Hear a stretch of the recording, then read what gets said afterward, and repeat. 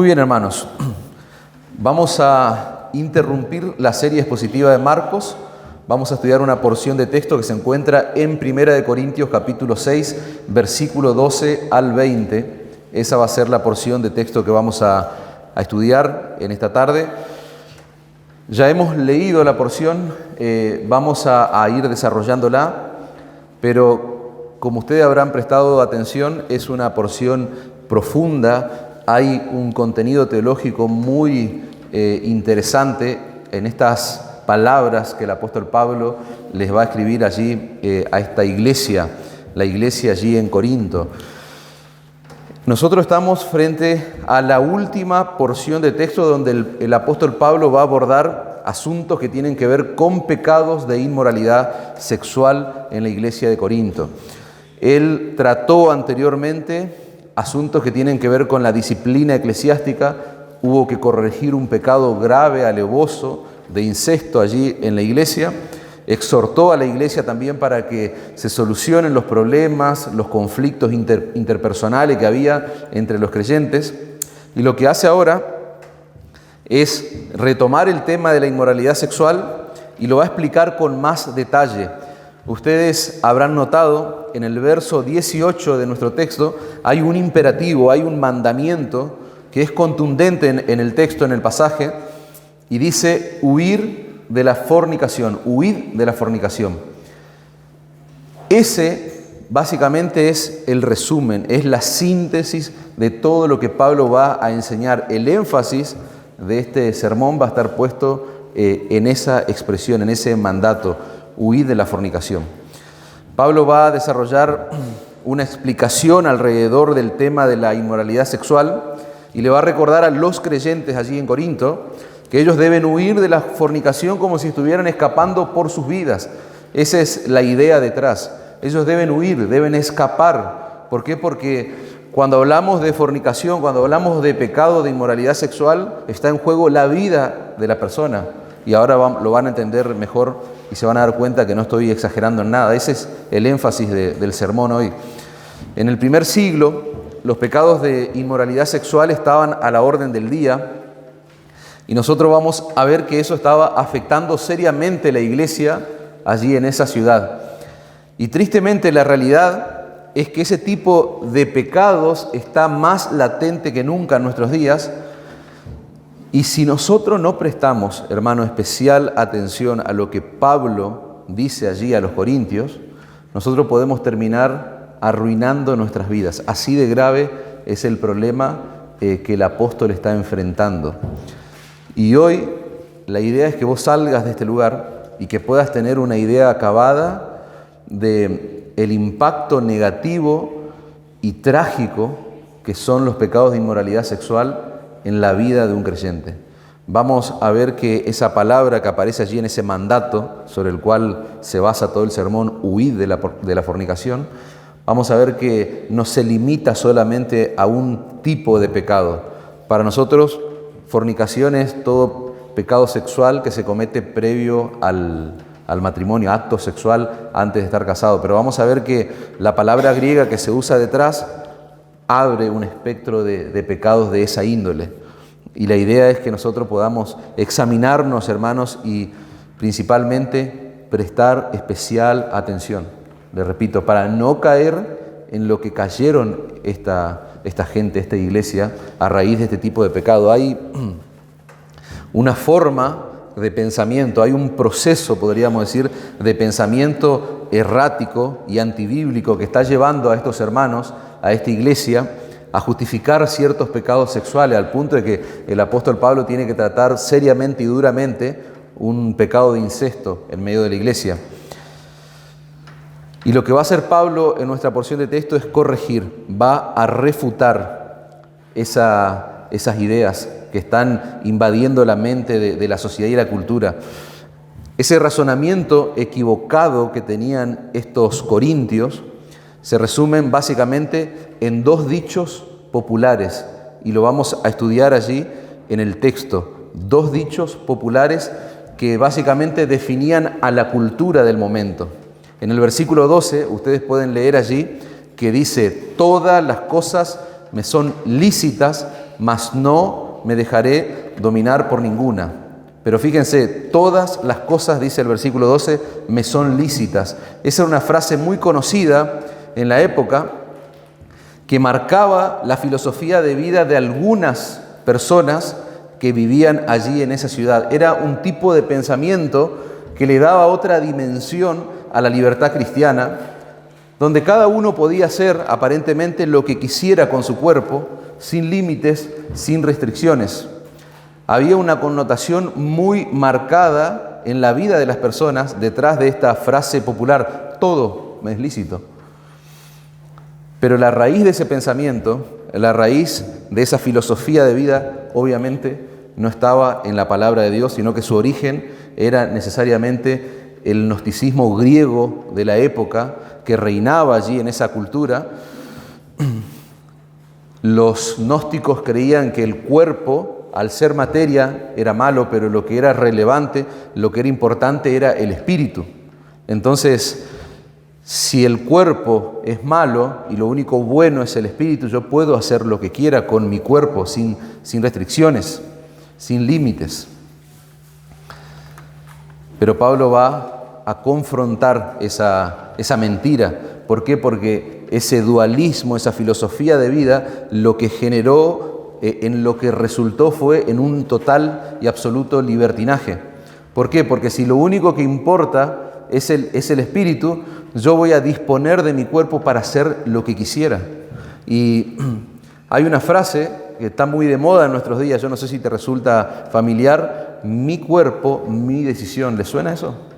Bueno, hoy está de moda eso en medio nuestro. Pero fíjense dónde tiene su origen: en el paganismo, en el gnosticismo greco-romano, una total y absoluta mentira. Y lo que hace el apóstol Pablo en nuestro texto, va a refutar esas filosofías, y él lo que va a hacer es agregar algunas palabras allí a esa expresión. Hay una filosofía de pensamiento detrás de esta frase que el apóstol está confrontando. Hay dos frases, no quiero que se pierda el hilo, hay dos frases: todas las cosas me son lícitas.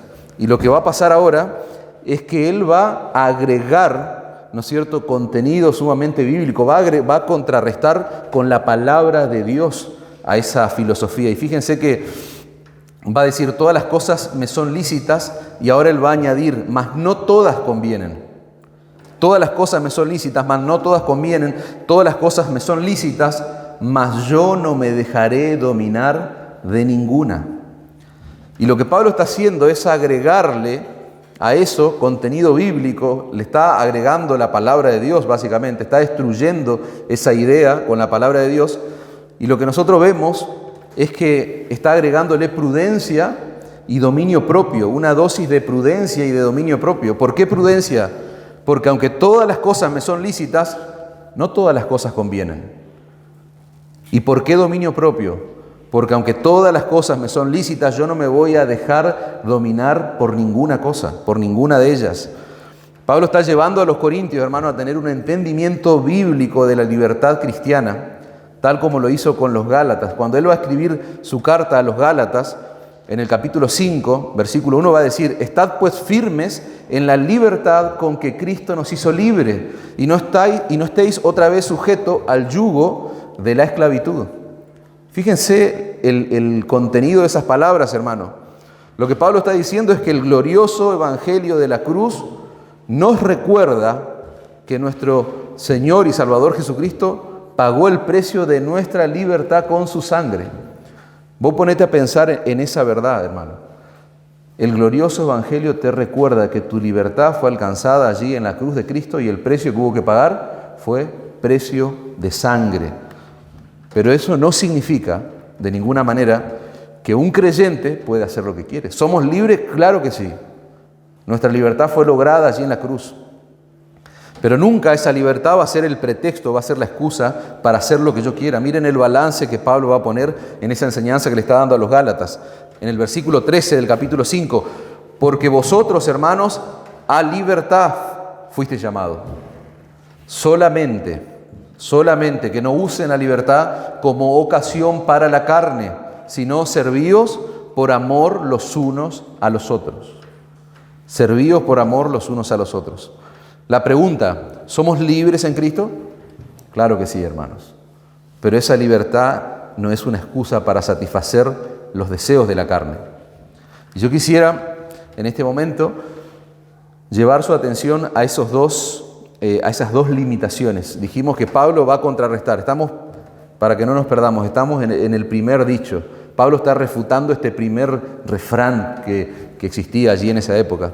Y dijimos, agregó dos limitaciones o dos principios que tienen que ver con prudencia y con dominio propio. Ahora, yo quiero llevarte a vos en este momento a que vos entiendas que esas limitaciones de prudencia y dominio propio deben gobernar tu vida. Así de fuerte, deben gobernar tu vida y deben regular tu libertad cristiana. Repasemos, todas las cosas me son lícitas, mas no todas convienen. Todas las cosas me son lícitas, mas yo no me dejaré dominar por ninguna cosa. No siempre, hermanos, y acá hay un principio importante, no siempre es conveniente hacer todas las cosas que se pueden hacer, por más legítimas que sean. Y a veces en nuestras vidas nosotros entramos en ese tipo de conflicto. Bueno, la Biblia, ¿qué prohíbe? Esta serie de cosas. ¿Y qué es lo que no prohíbe? Tal o cual cosa. Entonces yo tengo libertad para hacerlo.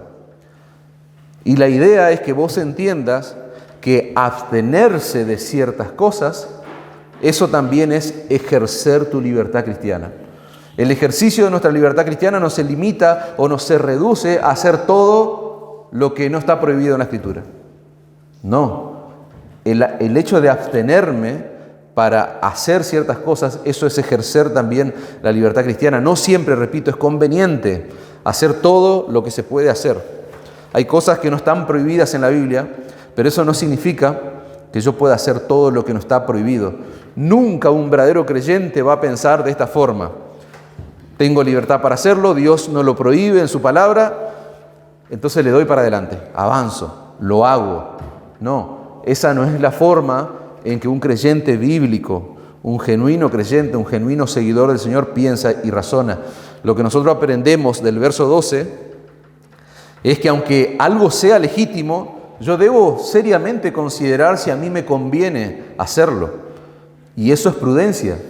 Aunque algo sea legítimo, yo debo considerar si eso no está ejerciendo un control sobre mi vida, si eso no me está dominando de pronto. Y eso es el principio de dominio propio. Más adelante en la carta, lo que Pablo va a hacer es enriquecer este principio de prudencia, va a seguir adornándolo con sabiduría de Dios, porque él va a decir en el capítulo 10, versículo 23, todo me es lícito, pero no todo me conviene.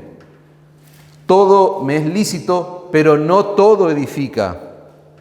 Y fíjense cómo ya está llevando el plano de la mente de estos creyentes, porque cada vez se hace más granular, fíjate esa palabra todo, no es todo. Siempre decimos, cuando encontramos esa expresión todo en la Escritura, no hay tanta teología de fondo, todo es todo. Ahora, todo me es lícito, dice Pablo, pero no todo me conviene, ya se hace más chico el abanico de cosas. Ahora, todo me es lícito, pero no todo edifica. Fíjate, son como filtros parecen.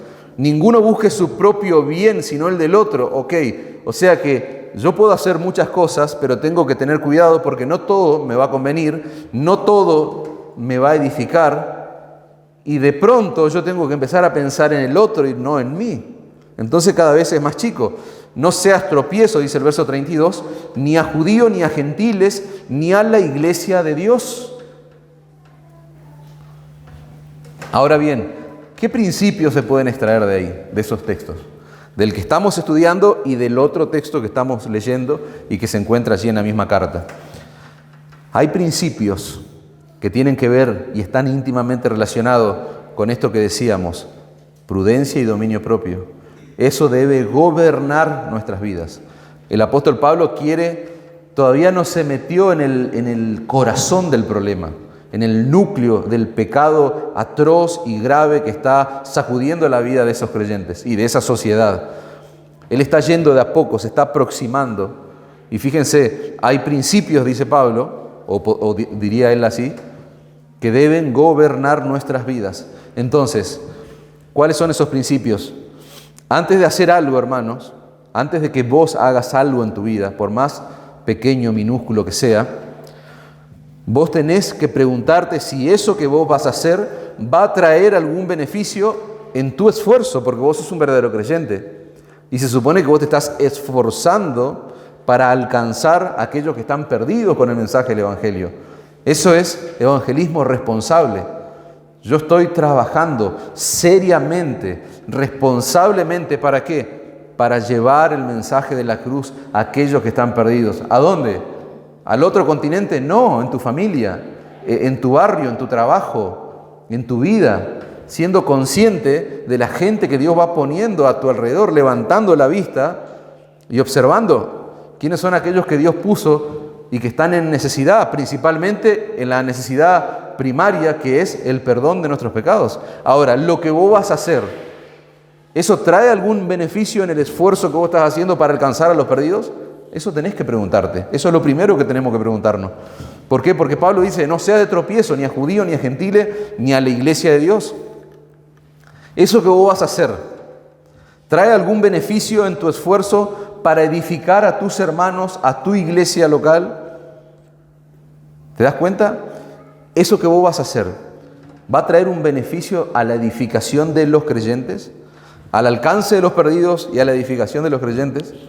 ¿Eso que vos vas a hacer, te edifica a vos particularmente? ¿Eso que vos vas a hacer tiene algún beneficio en tu caminar, en tu andar con Cristo? Esa es la idea. Esos son los principios que deben gobernar nuestras vidas. ¿Todo me es lícito? No todo conviene, por más que todo sea lícito. Si vos tomás decisiones en tu vida, hermano, y no considerás ninguna de estas preguntas que yo te estoy haciendo, ninguno de estos planteos, a mí me da pena decírtelo, pero vos estás tomando malas decisiones, aunque a priori, aunque en un principio parezcan buenas decisiones. Porque vos no estás considerando aspectos que son sumamente fundamentales, sumamente importantes y que tienen que ver con el orden espiritual. Vos no vivís terrenalmente nomás. Vivimos en este mundo, pero no somos de este mundo. Estamos de paso, nuestra ciudadanía está en los cielos. Entonces no podemos vivir anclado a este mundo y menos aún vivir como vive la gente de este mundo. No, hay verdades que deben gobernarnos. Así como le digo, suena feo esa palabra. Nosotros no queremos que nadie nos gobierne. No, hay verdades que deben gobernarte tu vida, tus decisiones. Si vos haces cosas en tu vida y ni siquiera te preguntás si eso que vos vas a hacer es correcto o no, si trae algún beneficio al alcance de los perdidos, como dijimos recién, algún beneficio al cuerpo de Cristo, algún beneficio a tu vida, a tu caminar con Cristo, si nada de estas preguntas vos te haces, vos estás en un problema serio. Porque una vida con esas características, básicamente es una vida marcada por un patrón de conducta. Vos vas a ser una máquina de tomar decisiones sin considerar los asuntos relevantes e importantes de la vida. ¿Y qué puede ser más importante para un creyente que los que están perdidos lleguen al conocimiento del Evangelio? ¿Qué puede ser más importante para un verdadero creyente que edificar a sus hermanos, que edificar el cuerpo de Cristo? ¿Qué puede ser más importante para un creyente que nutrir su relación, su comunión con el Señor, su caminar con Cristo? Mira cuál es el principio que debe gobernar tu vida. Esta es la máxima de nuestra vida, hermano. En el capítulo 10, versículo 31 de 1 Corintios va a decir, si pues coméis o bebéis o haced otra cosa, hacedlo todo para la gloria de Dios. Hacedlo todo para la gloria de Dios. Nosotros vivíamos para nuestra gloria. Llegaste al Evangelio, punto final. Moriste. Estabas muerto, pero ahora moriste para vos. O sea, el yo se erradica de tu corazón, de tu vida. Ya no más mi gloria, ya no busco mi gloria. Busco la gloria de Dios. Ese es el fin principal y más noble del hombre. ¿Cuál? Glorificar a Dios con nuestra vida, con nuestros cuerpos, con nuestra mente, con nuestro corazón. Gozarnos en Él para siempre. ¿Para qué existimos? Para darle gloria a Dios. ¿Y por qué? Porque cuando Él recibe gloria, fíjate vos el plan y la sabiduría de Dios, miserables hombres como nosotros son beneficiados. Si no, mirá la cruz. Vos no sos el centro de la obra de la cruz. Cristo no fue a la cruz porque vos sos el centro, el eje de toda la historia. No, la obra de la cruz redundó en la gloria de Dios. ¿Por qué? Porque la centralidad del Evangelio no es el hombre. La centralidad del Evangelio es Dios. La justicia de Dios fue satisfecha en la obra de la cruz. Él recibió toda la gloria. ¿Y qué pasó con nosotros? Fuimos beneficiados, fuimos bendecidos. ¿Te das cuenta? Cuando Dios recibe gloria hay un beneficio detrás. ¿Para quién? Para hombres ingratos, para hombres inmerecedores de tanta gracia, hermanos. Entonces, el principio que debe gobernar tu vida es rendirle gloria a Dios. Principios de prudencia, principios de dominio propio. Estos filtros que vimos, esto debe gobernar tu vida. Dice un autor, todo lo que nosotros hacemos, dice, debe ser regulado por el hecho de que Cristo nos hizo libre para que vivamos para Él. Ya no más, vos no podés vivir para vos mismo. Decíamos semana atrás, ¿qué haces? ¿Qué vamos a hacer construyendo reinos terrenales acá? Nosotros tenemos que vivir para Cristo. Nuestra mirada, nuestra meta, nuestras ambiciones, si se pueden decir de esa forma, no me gusta la palabra, pero tiene que estar puesta en el reino de Dios. Basta, ya, demasiado tiempo viviste para hoy. ¿En qué resultó?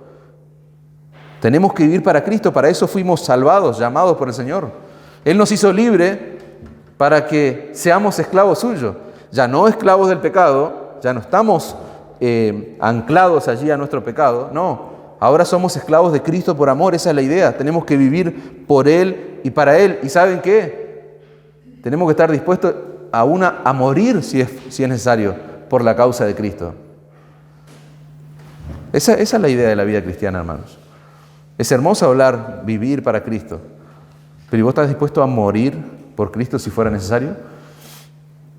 Yo le dije, Pablo está contrarrestando, está refutando pensamientos, una frase popular allí en el momento, pero falta otra que está allí en el texto. Hay un segundo dicho popular que Pablo va a refutar. ¿Y cuál es? El verso 13, las viandas para el vientre para las viandas. La comida se hizo para el estómago, dice la Nueva Traducción Viviente, y el estómago para la comida. Eso era un dicho popular del momento.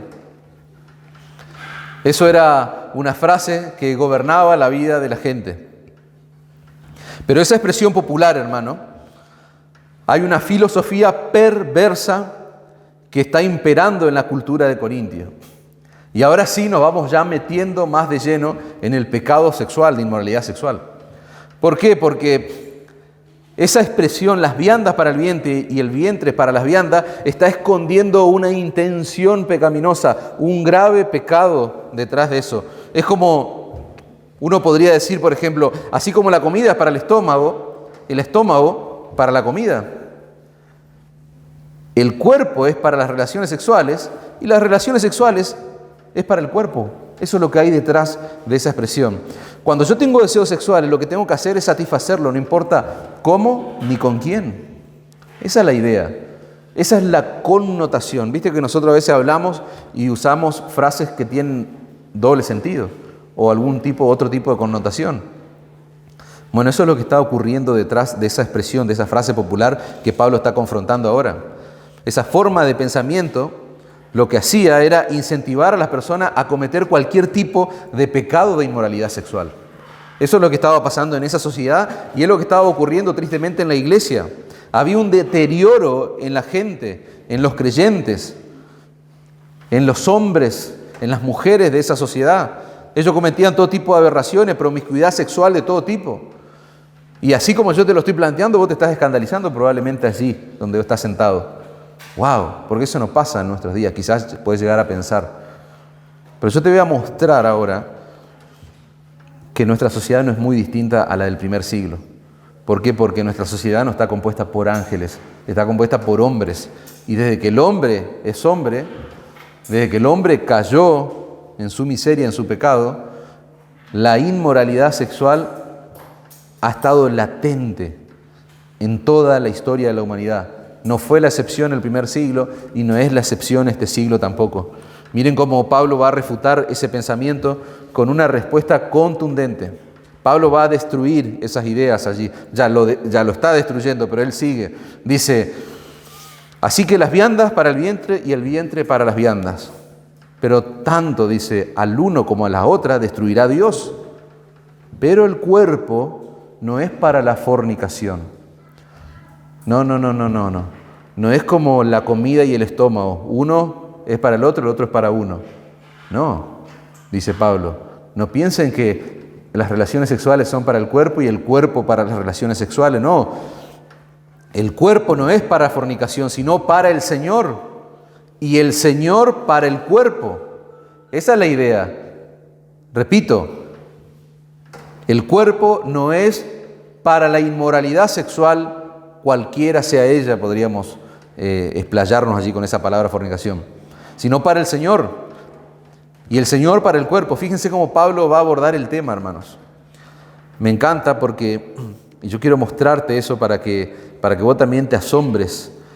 Pablo, en vez de enfatizar la pecaminosidad de los pecados sexuales, la gravedad, porque ya lo hizo anteriormente, en la porción de texto anterior que la vamos a leer al final, Pablo va a hacer una lista grosa, una lista gruesa, pesada, de pecados miserables que impiden que una persona entre al reino de Dios.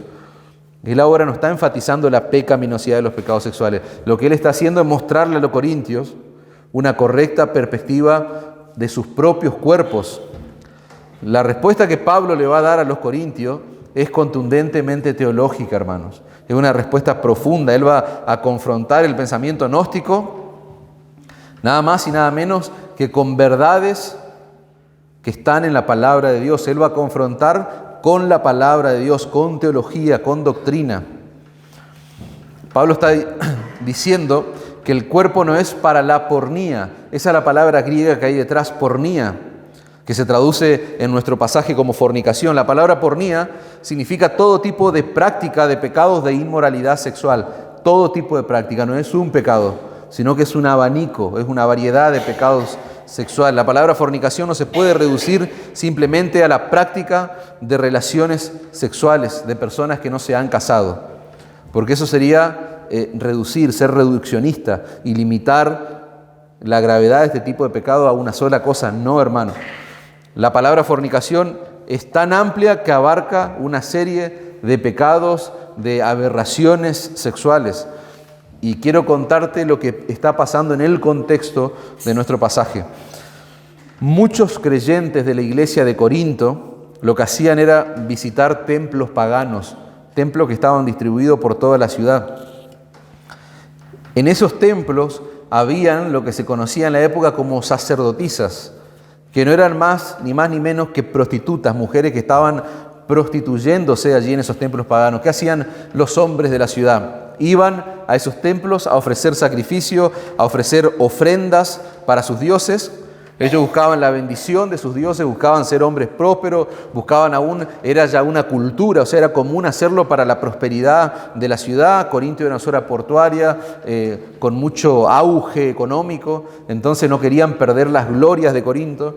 Entonces visitaban, los hombres iban a estos lugares y en esos lugares cometían todo tipo de práctica de aberración sexual, lo peor que vos te puedas imaginar.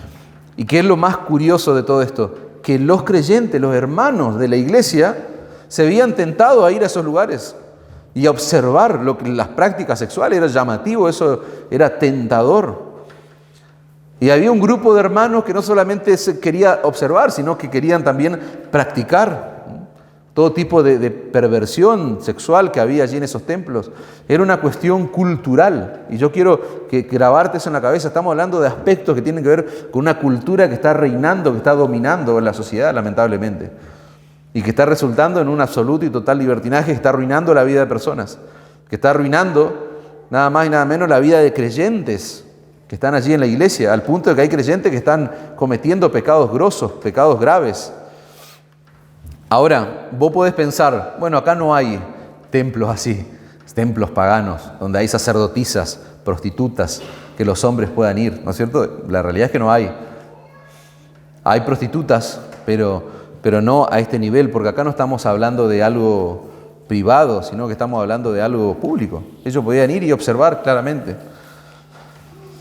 Ahora, yo quiero bajar esto a nuestros días.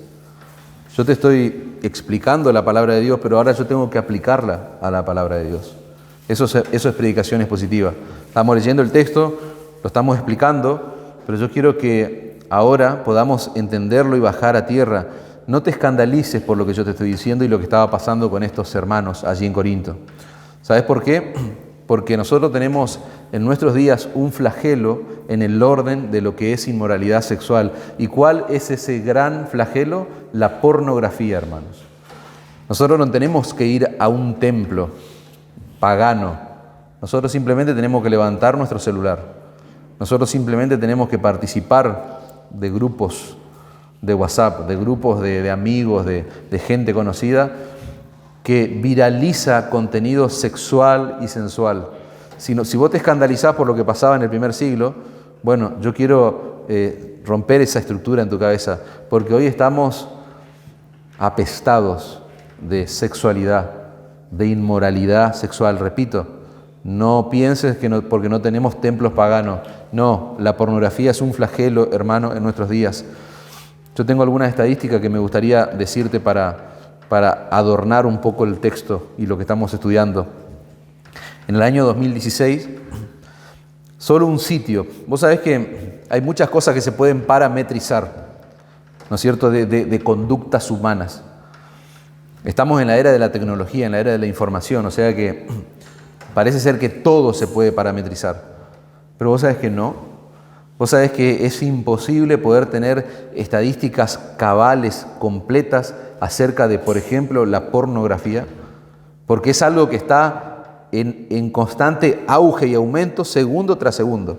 O sea que si vos hoy ponés en marcha motores se les llama, tecnológicos, digamos, ¿me entendés? Para que empiecen a parametrizar, o sea, la información a la que llegarías hoy probablemente ya está desactualizada. ¿Por qué? Porque está creciendo segundo a segundo. Por ejemplo, en el año 2016, un solo sitio web, el más conocido, registró 4.600 millones de horas de consumo de video pornográfico.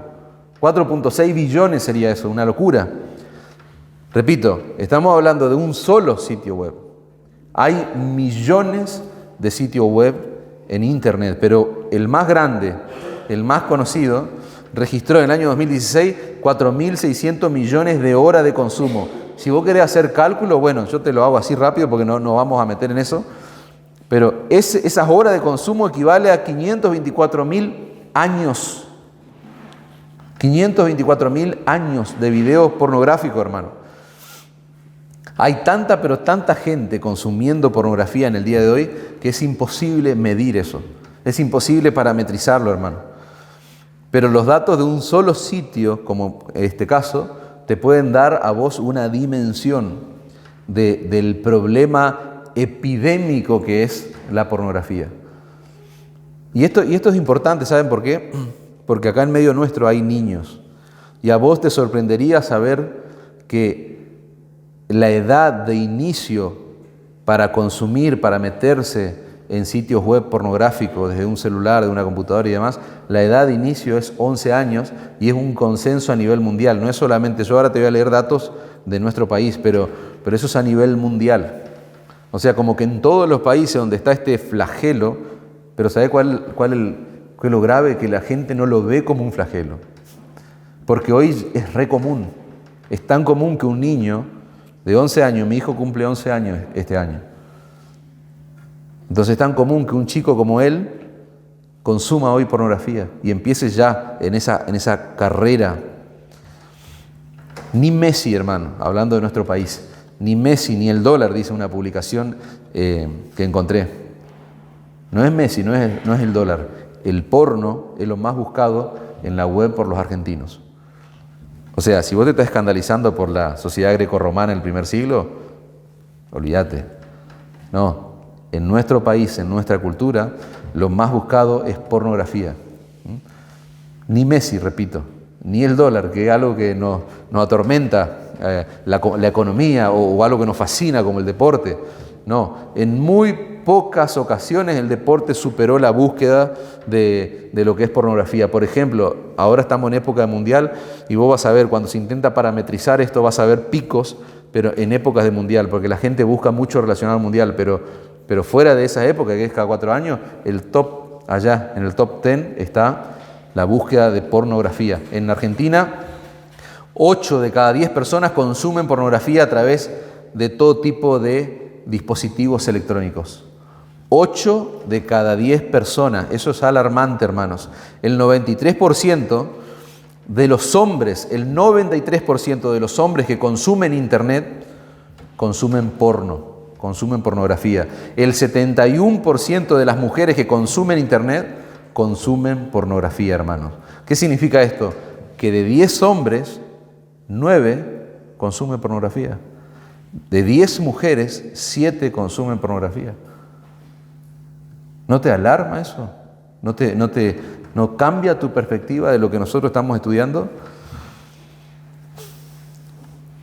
Según el top 20 elaborado por este sitio de pornografía, el más grande, el tráfico más alto de contenido pornográfico está liderado por Estados Unidos. En Estados Unidos lidera todos los rankings allí. Allí está la peor perversión, el peor consumo de pornografía. En el segundo y en el tercer puesto está Gran Bretaña y la India. Detrás le siguen Canadá, Alemania, Francia, Australia, Italia, Brasil, México, Rusia, Japón, etc.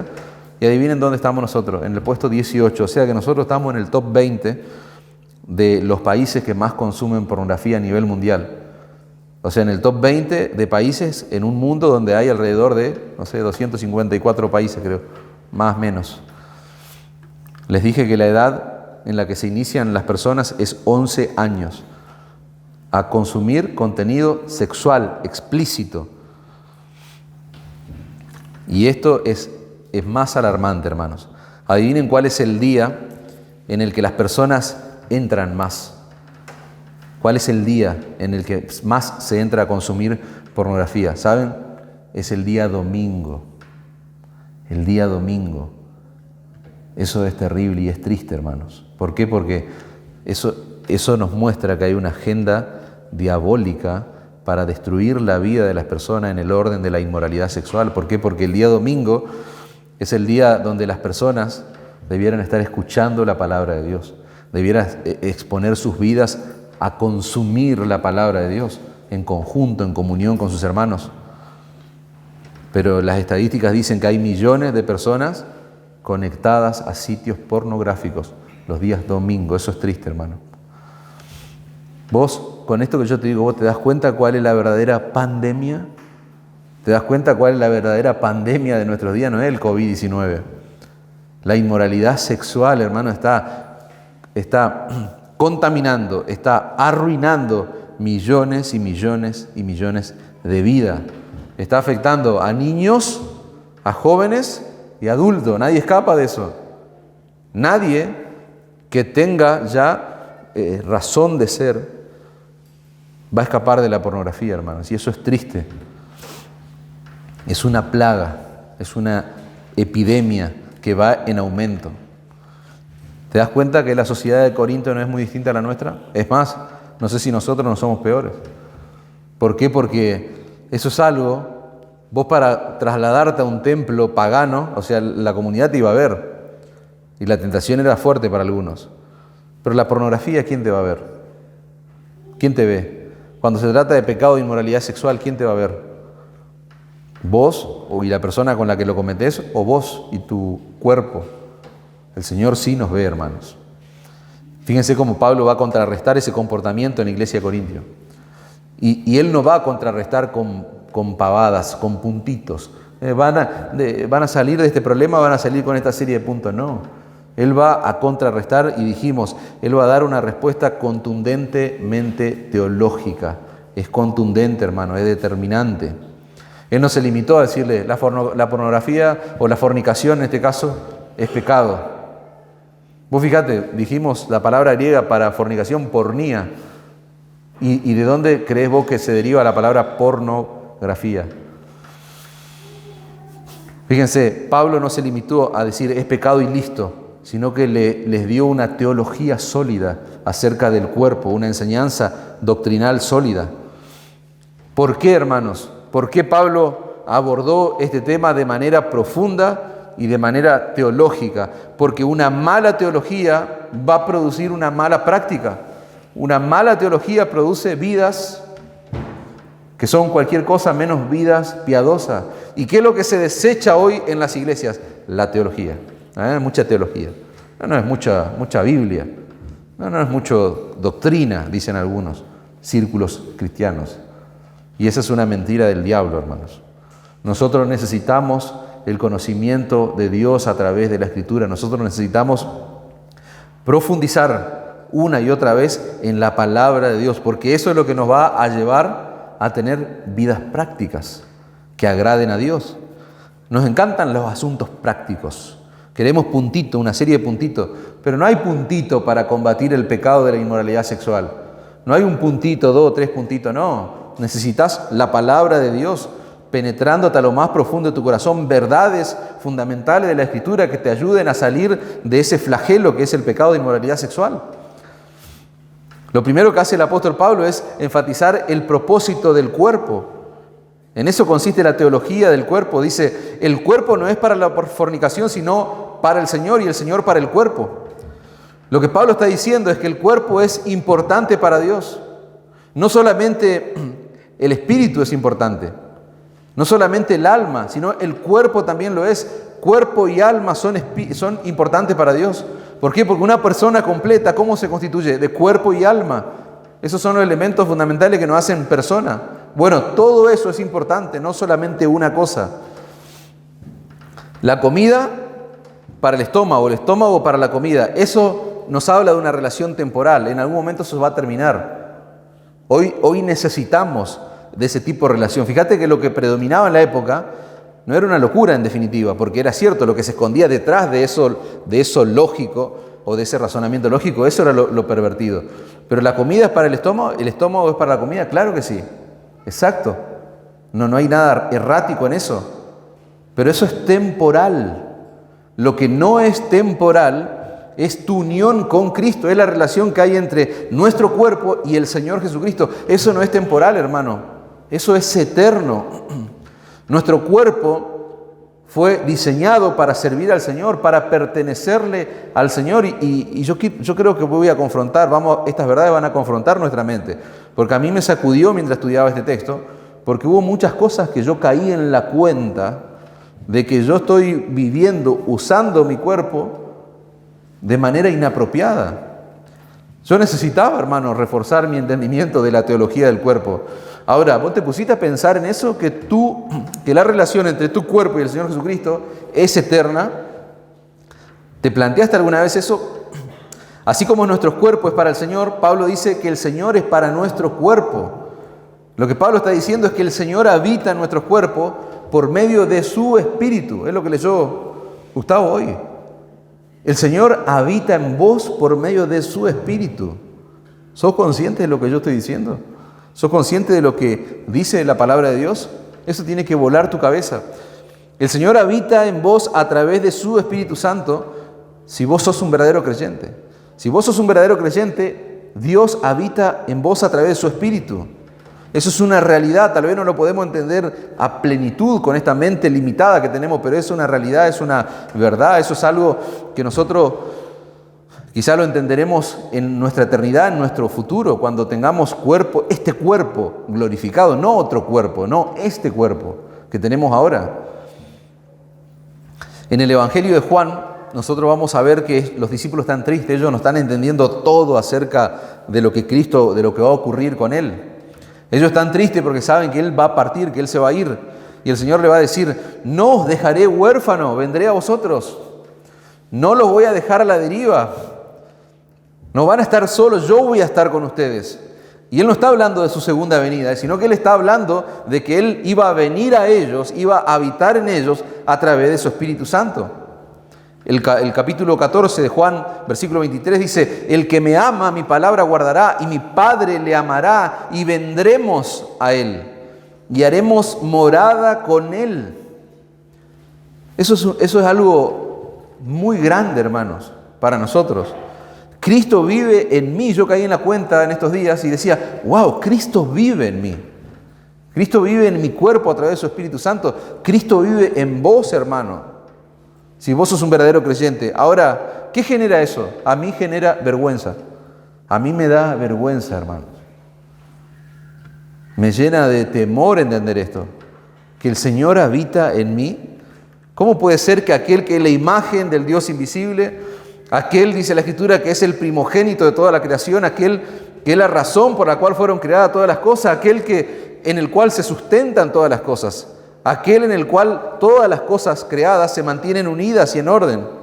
¿Cómo puede ser que aquel en el cual habita toda plenitud, como dice Pablo allí a los Colosenses, cómo puede ser que Él more en pecadores como vos y como yo?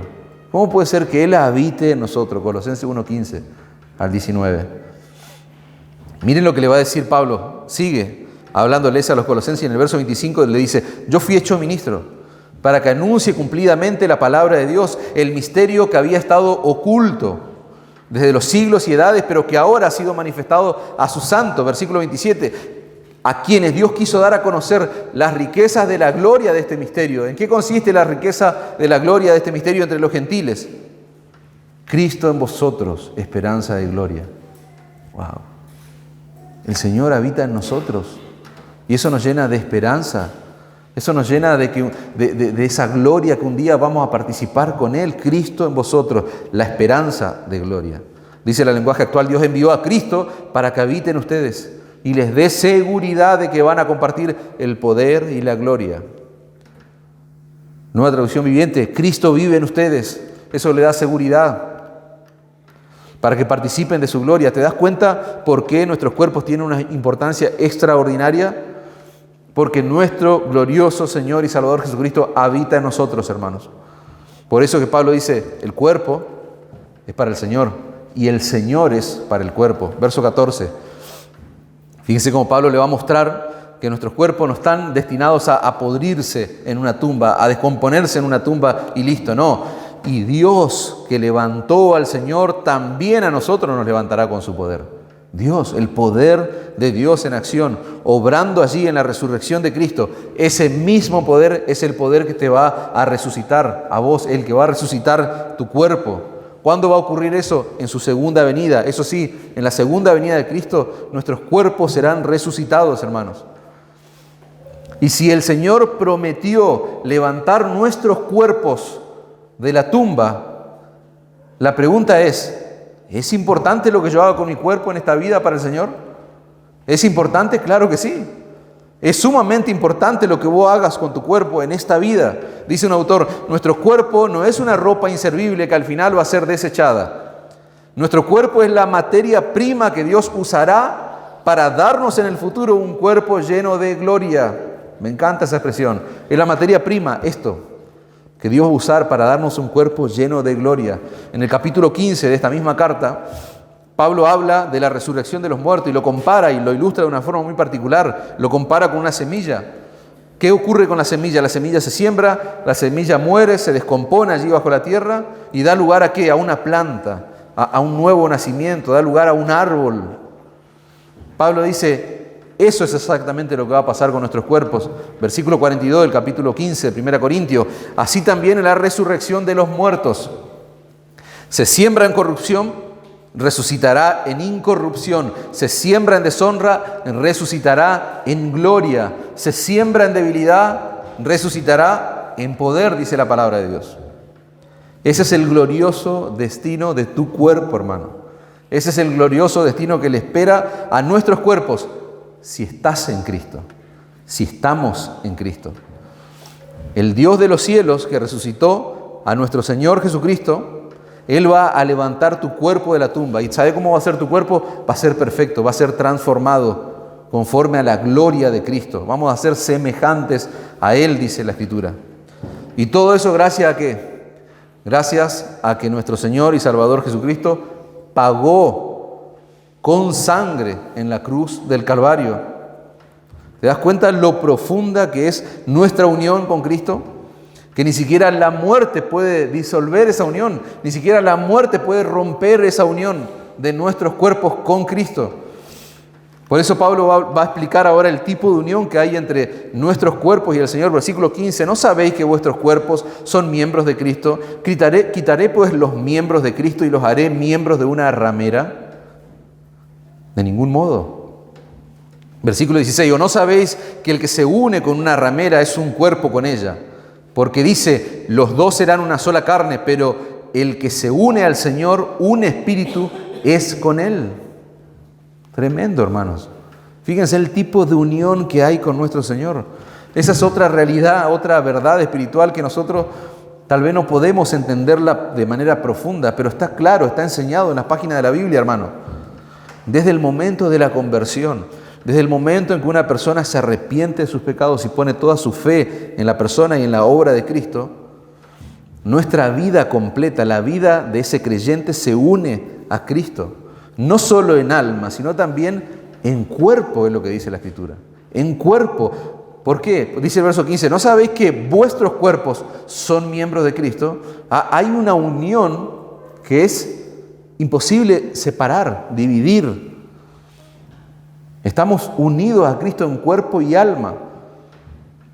¿Y por qué es grave el pecado de inmoralidad sexual? ¿Por qué es grave el pecado sexual? La Biblia presenta, hermano, las relaciones sexuales como algo bueno y como algo sagrado, como algo noble, siempre que eso ocurra en un contexto en particular. ¿Y cuál es ese contexto? El matrimonio. En el contexto de ese compromiso que hacen los hombres y las mujeres al casarse. ¿Cuál es el compromiso que hacen un hombre y una mujer de vivir juntos, unidos el uno al otro? ¿Hasta qué? Hasta que la muerte los separe. Entonces, el sexo es maravilloso, claro que sí, dentro del matrimonio.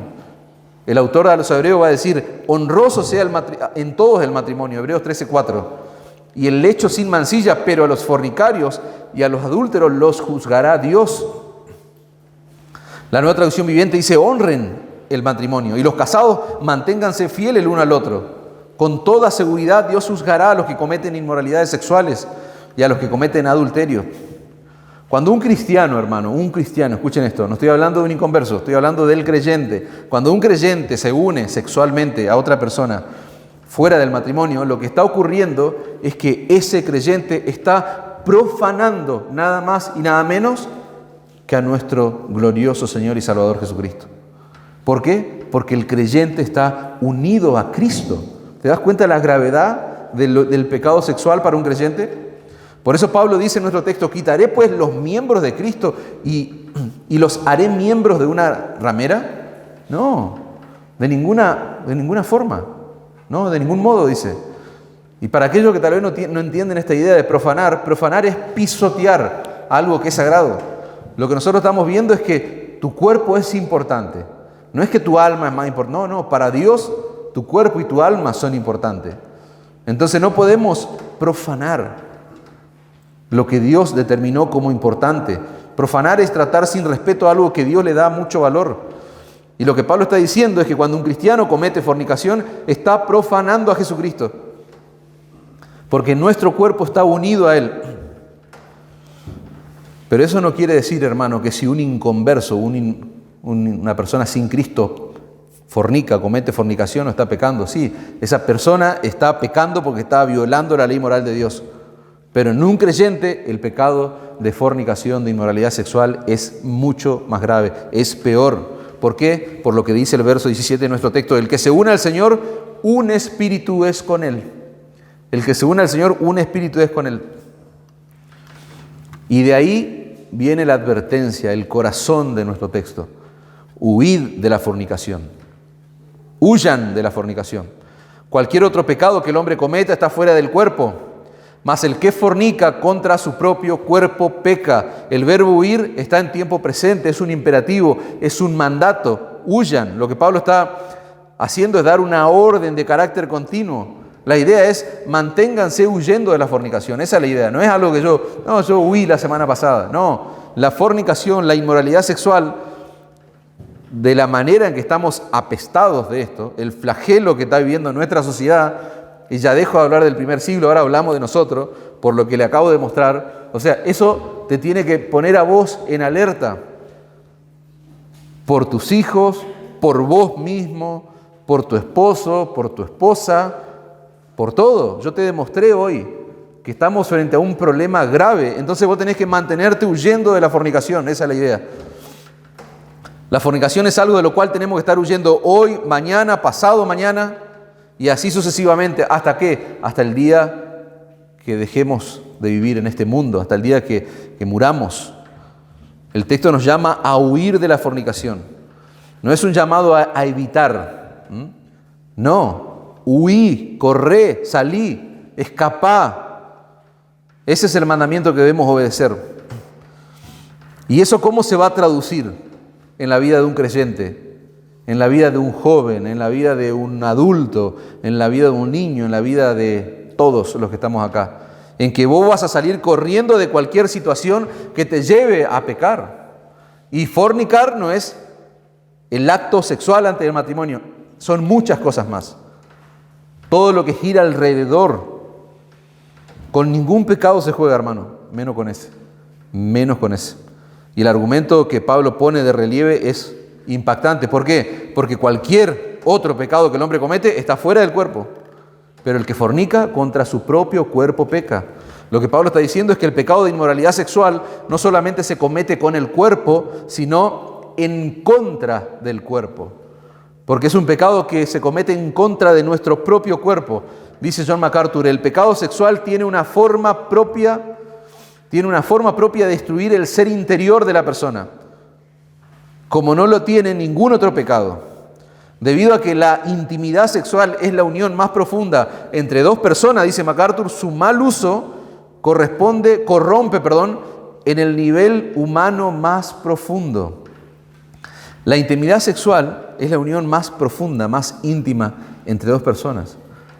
El pecado de inmoralidad sexual, por eso te va a corromper en lo más profundo, en un nivel humano más profundo. Por eso el pecado sexual, dice, es más destructivo que el alcohol, más destructivo que las drogas, más destructivo que cualquier crimen que pueda cometer una persona. Los proverbios están saturados, hermanos, de advertencia en cuanto a la inmoralidad sexual. Te leo solamente algunos. Proverbios 5:8 dice, hijo mío, va a decir Salomón, guarda, aleja de ella tu camino, dice, hablando de la mujer extraña. Dice, no te acerques a la puerta de su casa, para que no des a los extraños tu honor y tus años al cruel, no sea que extraños se sacien de tu fuerza y tus trabajos estén en casa del extraño y gimas al final.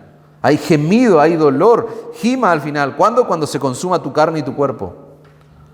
No estamos hablando ahí de aspectos solamente espirituales, no, aspectos tangibles que tienen que ver con tu cuerpo, con tu carne, con tu vida. Proverbios 6:20, guarda, hijo mío, el mandamiento de tu padre y no dejes la enseñanza de tu madre. Versículo 24 de Proverbios, para que te guarden de la mala mujer, de la blandura, de la lengua de la mujer extraña. No codicies su hermosura en tu corazón, ni ella te prenda con sus ojos, porque a causa de la mujer ramera el hombre es reducido a un bocado de pan. Y la mujer caza la preciosa alma del varón. ¿Tomará el hombre fuego en su seno sin que sus vestidos ardan? ¿Andará el hombre sobre brasas sin que sus pies se quemen? Terrible. Lo que Salomón está diciendo es que nadie puede pecar de inmoralidad sexual y quedar impune. Nadie puede pecar de inmoralidad sexual y salir ileso. ¿Y este mundo qué te dice? Sos un campeón. Esta cultura que te dice, aplaude, sos raro si no cometés pecado de inmoralidad sexual. Sos raro. Pero lo que dice la palabra de Dios es que eso te va a destruir, eso va a comer tus huesos, tu cuerpo. La mujer caza la preciosa alma del varón. Tremendo. Ahora vamos a hacer una aplicación, hermanos. Finalmente, veamos cómo Pablo lleva a los corintios a considerar quién es el verdadero propietario de sus cuerpos. 1 Corintios 6:19. ¿O ignoráis que vuestros cuerpos es el templo del Espíritu Santo, el cual está en vosotros, el cual tenéis de Dios y que no soy vuestro? Porque habéis sido comprados por precio. Glorificad pues a Dios en vuestro cuerpo, en vuestro espíritu, los cuales son de Dios. En esos dos versículos, hermanos, hay contenida una enseñanza que es difícil de asimilar. Porque todos nosotros creemos o sentimos que nuestro cuerpo nos pertenece. Y nos cuesta pensar que nuestro cuerpo no es nuestro. Y por lo que dice el texto, parece ser que nosotros no tenemos el monopolio, el poder sobre nuestro cuerpo. Porque dice el texto, no es vuestro, sino es de Dios. Pero, si vos prestás atención a los textos, a los pasajes que estuvimos estudiando, los anteriores a esto, parece ser como que hay nuestro cuerpo tiene dos propietarios. Si vos prestás atención a lo que Pablo dice antes, nuestro cuerpo en cierta forma, en cierta manera, nos pertenece, porque el verso 15 dice, ¿no sabéis que vuestros cuerpos son miembros de Cristo? Parece ser que ahí somos nosotros los dueños, ¿no? El verso 18 dice, cualquier otro pecado que el hombre cometa está fuera del cuerpo, mas el que fornica, ¿contra quién peca? Contra su propio cuerpo. O sea, contra tu cuerpo, tu propiedad, parece ser que tu cuerpo. Pablo está diciendo que es nuestro cuerpo, pero ese cuerpo le pertenece al Señor. ¿Por qué? Porque fue Él el que lo compró a precio de sangre. Es como que si vos recibieras algo, pero hay alguien mayor que vos que compra eso a un precio sumamente alto. ¿Te das cuenta esa dualidad? ¿Cómo conciliamos ese asunto de quién es el verdadero propietario de nuestro cuerpo? Bueno, hay dos realidades, hermanos. Dios nos ha dado un cuerpo, ¿hasta qué? Hasta el día de nuestra muerte. Y es ese mismo cuerpo el que nosotros vamos a tener en la vida futura. Solo que glorificado, solo que transformado, decíamos antes. Pero también hay otra realidad paralela. Y es que nosotros no podemos hacer lo que querramos con nuestro cuerpo, lo que se nos venga en gana. ¿Por qué? Porque no somos el propietario absoluto de nuestro cuerpo. Porque nuestro cuerpo fue comprado a precio de sangre. El dueño absoluto de nuestro cuerpo es Dios, hermano. ¿Y saben lo que hizo Dios? No lo digo yo, lo dice el texto bíblico. Dios decidió convertir tu cuerpo en un templo donde habite su espíritu.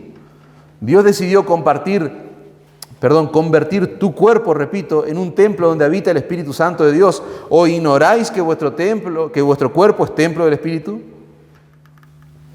La palabra que Pablo usa como templo es la misma que aparece en otros pasajes de la Biblia para referirse a esa parte del templo donde estaba el lugar santísimo.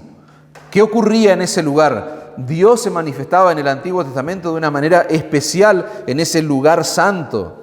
Y lo que Pablo está diciendo es que Cristo nos compró a un precio sumamente alto, al precio de su sangre, para librarnos de la esclavitud del pecado y para convertirnos en un templo. Y la pregunta es, ¿qué ocurre en los templos? ¿Qué se hace en un templo? En un templo se adora a Dios. En un templo se rinde gloria a Dios. Entonces, si Dios ha convertido tu cuerpo en un templo, es para que vos vivas de tal manera que Él pueda ser honrado, que Él pueda ser glorificado en todo lo que vos haces. ¿Con qué? Con tu cuerpo. El fin principal y más noble del hombre, ¿cuál es? Es rendirle gloria a Dios, gozarnos en Él. Y ahora aprendemos que eso ocurre ¿de qué manera? De manera integral, no solamente en el ámbito espiritual, en el ámbito físico, con tu cuerpo y alma, porque habéis sido comprados por precio. ¿Vos entendés eso?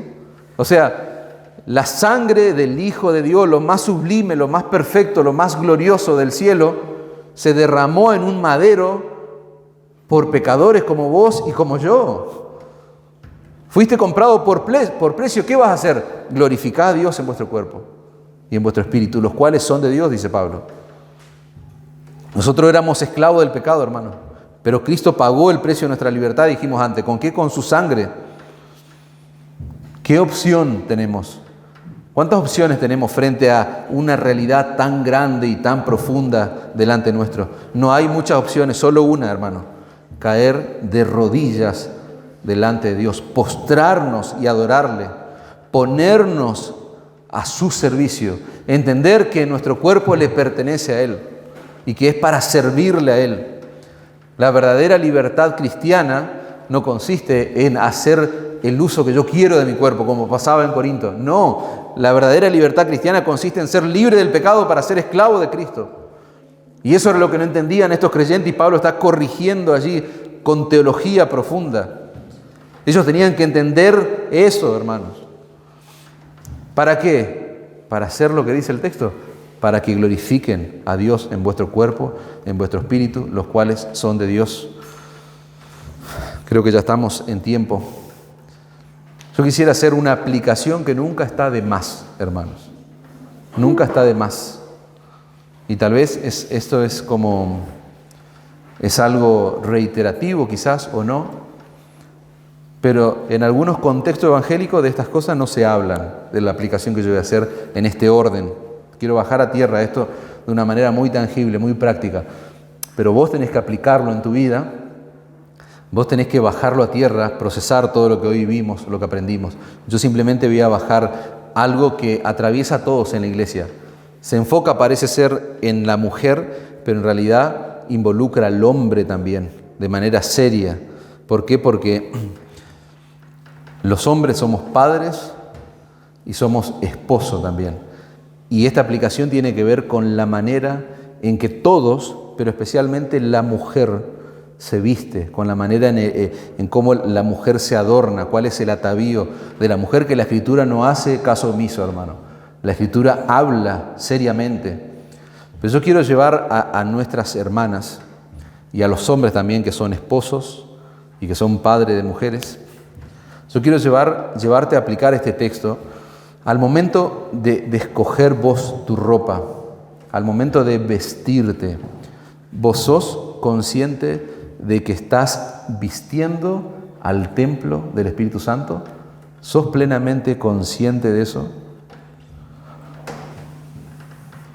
Yo me atrevo a decir, hermanas y hermanos también, que tenemos esposas, repito, y tenemos hijas, yo me atrevo a decir que si fuéramos plenamente conscientes de esta unión con Cristo, de esta unión entre nuestros cuerpos y Cristo, si somos plenamente conscientes de que estamos vistiendo al templo del Espíritu Santo, hay ropa que nosotros desecharíamos, no más, la sacaríamos de nuestro placar, de nuestro ropero, etc. Hoy aprendimos que el cuerpo no nos pertenece.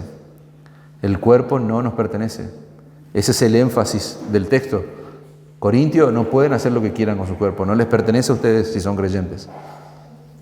Y eso es para vos, hoy, para nosotros. Nosotros no podemos vestir nuestro cuerpo como se nos da la gana. Y hay muchas aplicaciones que pueden aplicarse a esto. Yo simplemente estoy haciendo una partecita.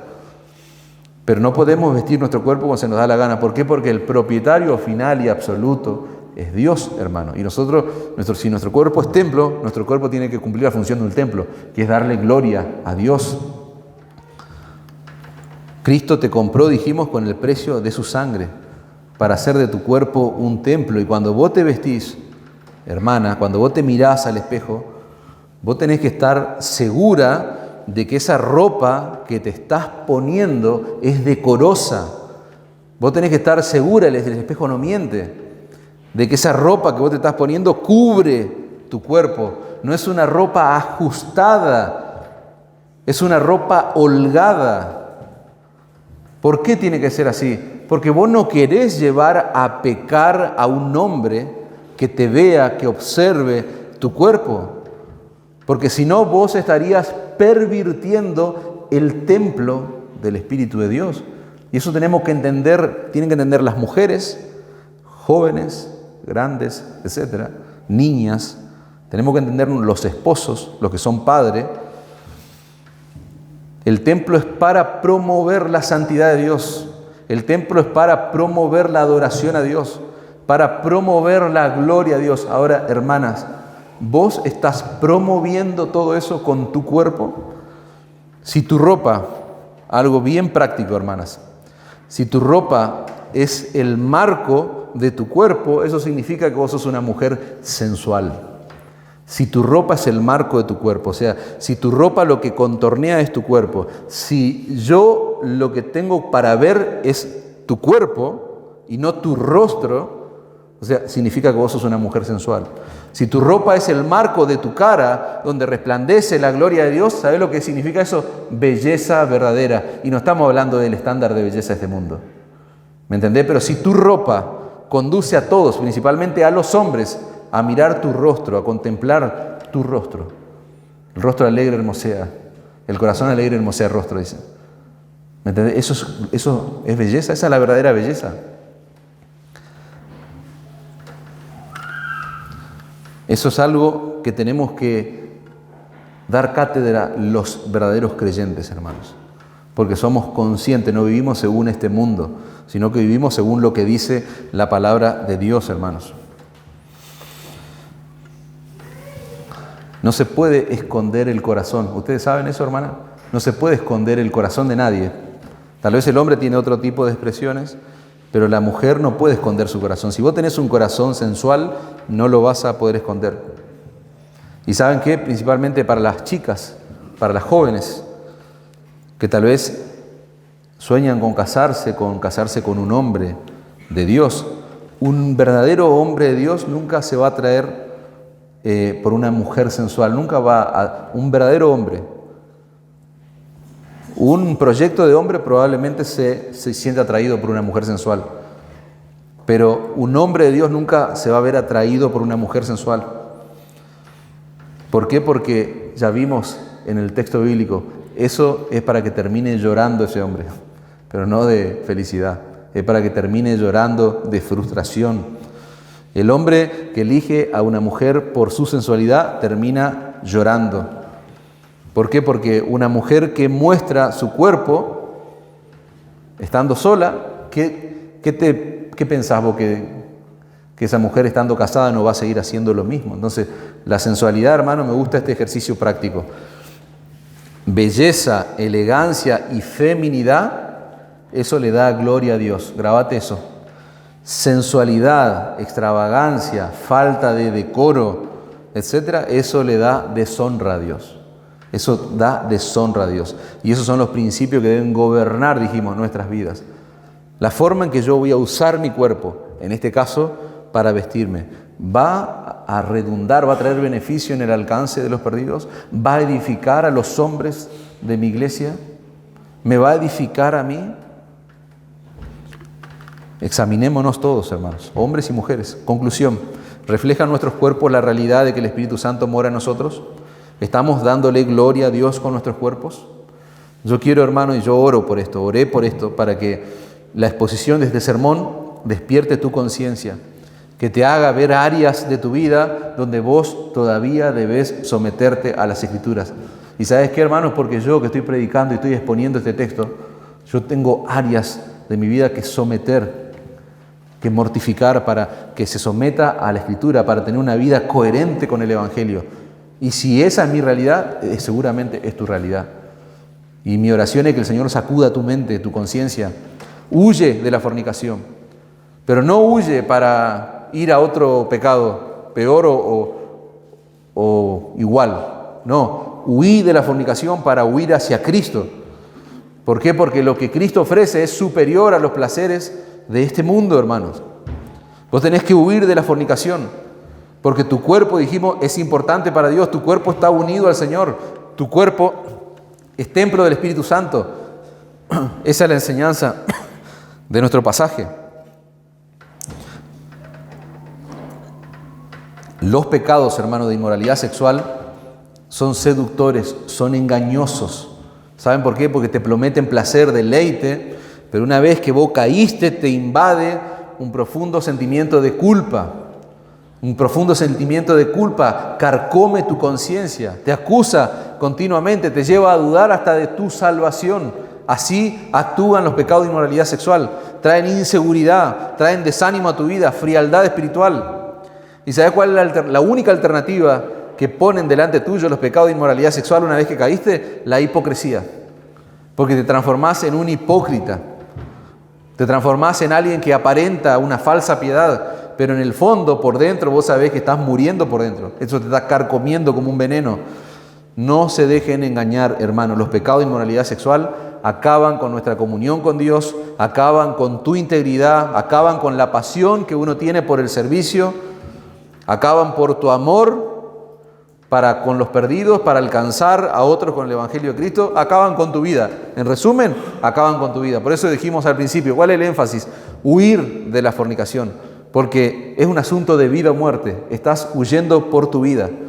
Y si vos caíste en un pecado de inmoralidad sexual y sos un creyente, vos tenés que ir al Salmo 51. No lo voy a leer porque es largo, pero andá al Salmo, orá el Salmo 51. El Salmo allí escrito por David: ten piedad de mí, oh Dios. Y hay un clamor profundo que te conmueve hasta lo más profundo de tu ser. Ten piedad de mí, oh Dios.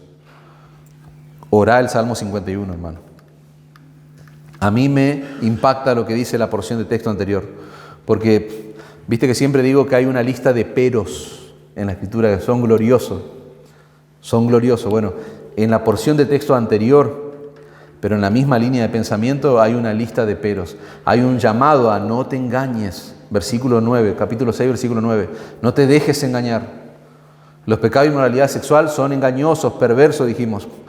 Y dice, me encanta lo que dice Pablo: ¿o no saben que los injustos no heredarán el reino de Dios? No se dejen engañar, ni los inmorales, ni los idólatras, ni los adúlteros, ni los afeminados, ni los homosexuales, ni los ladrones, ni los avaros, ni los borrachos, ni los difamadores, ni los estafadores heredarán el reino de Dios. Y acá viene la lista perfecta y gloriosa de peros, hermanos.